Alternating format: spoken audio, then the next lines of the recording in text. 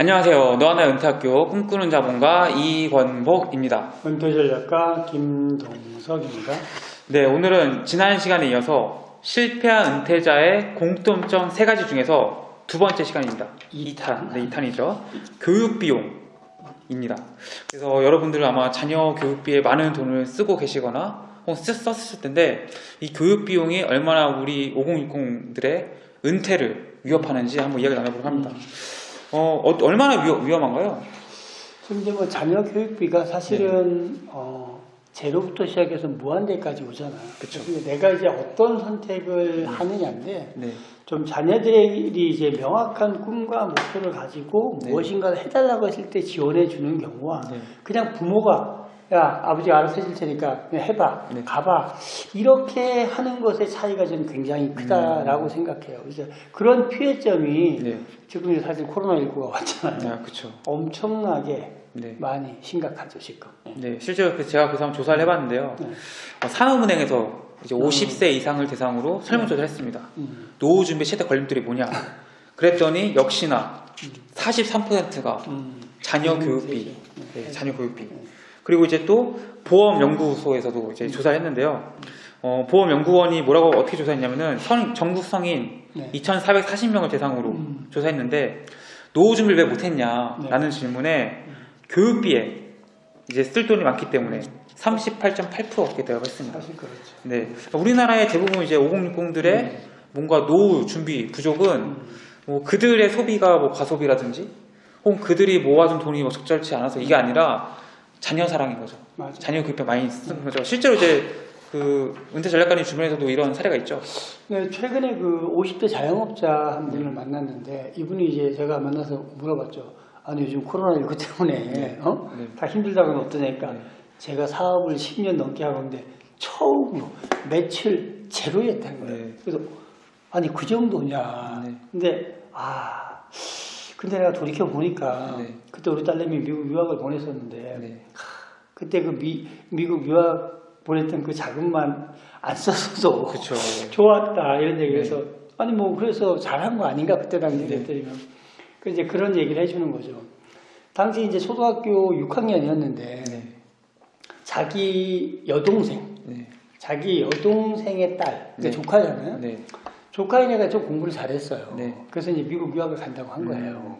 그러니까 얘는 이제 중학생. 네. 그러니까 이제 자기 딸은 이제 맏딸인데 초등학교 6학년인 거예요. 그래서 이제 그 친구한테 야 언니가 저 사촌 언니 뭐 미국 유학 간다는데 언니가 어디 간다는데 둘이 같이 가면 홈스쿨도 하고 하니까 좋으니까 그쵸. 너 갈래? 이렇게 그러니까 얘가 이제 그냥 가겠다고 한 거예요. 그쵸. 그래서 이제 덜렁 보낸 거지.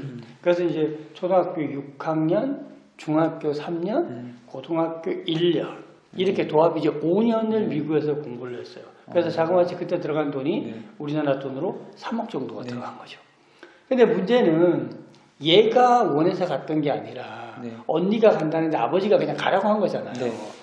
그래서 이제 있다 보니까 얘가 이제 약간 공부를 뭐 자기가 그렇게 쏙 잘하는 것도 아니고 그 미국 시스템을 따라가는 것도 친구들 사귀는 것도 막 이러다 보니까 이제 고등학생이 되고 나니까 약간 슬럼프처럼 이렇게 된 거예요. 그래서 제가 이제 고등학교 2학년 때 무턱대고 그냥 한국에 와버린 거예요. 와가지고 아버지한테 나 이제 한국에서 학교 다닐래요. 나 미국 못 가요. 이렇게 한 거예요. 그리고 이제 야 너 왜 거기서 그냥 고등학교까지 졸업하고 대학은 한국에서 저기 하더라도 해야지 한 건데 얘가 이제 뭐 막무가내로 못 가겠다고 하니까 그래갖고 이제 한국에 고등학교를 보내려고 고등학교 2학년 편입을 해야 될 거 아니에요. 이제 찾아가니까 다 안 된다는 거예요. 거기서 학력을 인정받는 것도 그렇고 우리 고등학교를 들어오려면 2학년은 안 되고 1학년부터 다시 들어오라 이렇게 한 거예요.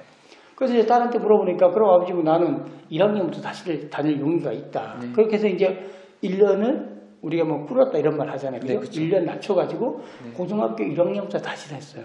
그렇게 해가지고 결국은 대학을 갔는데 어딜 갔냐? 전문 대학을 간 거죠. 그러니까 이제 이 50대 자영업자 이분은 그거예요. 그때 당시에 내가 정말 좀 신중히 생각했어야 되고 조카에게 간다고 해서 그냥 딸려 보내는 게 아니라 진짜 하고 싶은 공부가 있는지 뭘 하고 싶은 건지 이런 걸 좀 따져보고 보냈어야 되는데 그때 너무 성급하게 보냈다. 그리고 생각보다 그렇게 보내고 나니까 돈이 많이 들어갔다. 그렇죠. 달러 가격 이제 그 환율도 심했고 이렇게 해서 하다 보니까 그때 당시 한 3억 들어갔었던 비용이 지금 이제 뭐 코로나19 되면서 이제 수출도 어려워진다, 자영업이 어려워지고 나니까 그게 이제 두고두고 생각나는 거죠. 두고두고 생각나는. 그러면서 이제 이런 이야기 하더라고요.